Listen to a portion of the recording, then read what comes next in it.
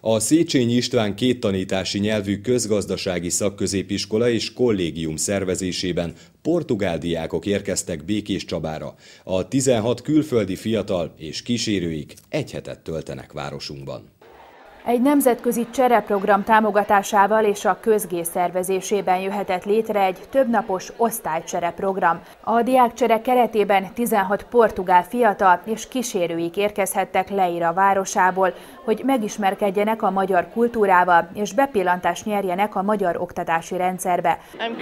Kíváncsi vagyok Budapestre, alig várom, hogy láthassam, és nagyon szeretném megismerni az egész várost. Az iskolának több külföldi kötődése is van, viszont ezzel a lehetőséggel egy új kapcsolat jövőjét szeretnék megalapozni. Külföldi cserediákok érkeznek Magyarországra, illetve magyar cserediákok mennek ki, tehát az egésznek egy interkulturális tanulás, illetve csereprogram a lényege. Békéscsabán nagyon-nagyon régóta vannak diákok, akik fogadó családoknál laknak. Idén is van egy venezuelai diák, az egy másik iskolában van, viszont ez az iskola, a közgé, ahogy itt ismerik Békéscsabán, már nagyon-nagyon sok diákot fogadott, és volt alkalmunk szerencsére most egy újabb programot bevezetni ide.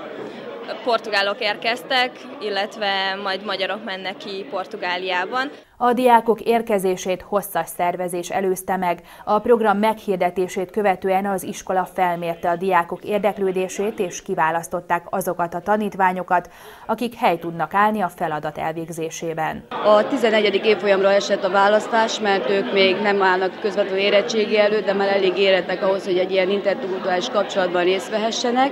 Elsősorban a két tannyelvűs diákokat kerestük meg, hiszen nekik van már olyan biztos nyelvtudásuk, és így a 11. évfolyam nyelvi csoportjaiból össze is jött az a 16 fő, aki vállalta ezt, hogy itt egy héten keresztül ellát egy portugál diákot, és ennek cserében majd ő is kimehessen egy hétig Portugáliába, és ennek a családnak legyen majd ő a vendége. A diákok itt tartózkodásuk alatt megismerkedhetnek a helyi szokásokkal és hagyományokkal.